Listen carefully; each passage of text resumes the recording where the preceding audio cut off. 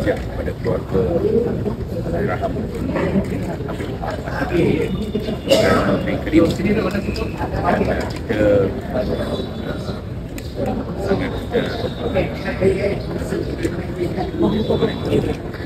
sedih dan berduka kemudian Allahyarham Tun Abdullah. Beliau adalah seorang pemimpin yang bersikap sederhana, walaupun demikian cukup tegas dalam melakukan usahanya mengembangkan negara ketika beliau mempunyai jawatan-jawatan dalam kabinet sebagai Kepala Perdana Menteri, sebagai Perdana Menteri.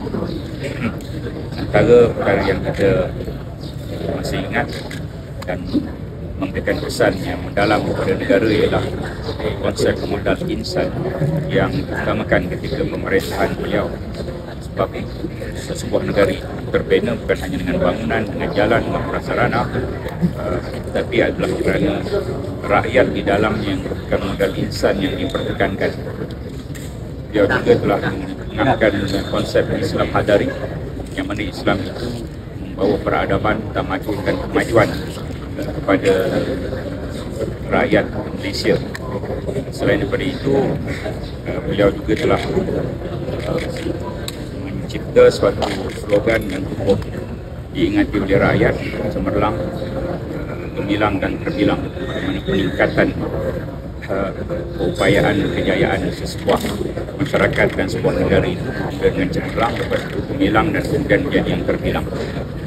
Saya secara peribadi amat terkesan dengan kemergian kerana beliau ketika itu selaku Presiden UMNO dan Kongres Barisan Nasional telah menandatangani wasikah untuk membenarkan saya menjadi calon Ahli Parlimen Pontian pada tahun 2008.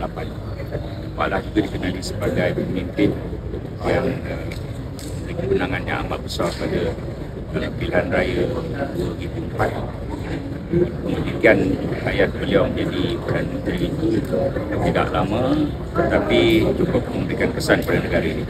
Sekali lagi kita sama-sama merekamkan ucapan takziah dan silakan.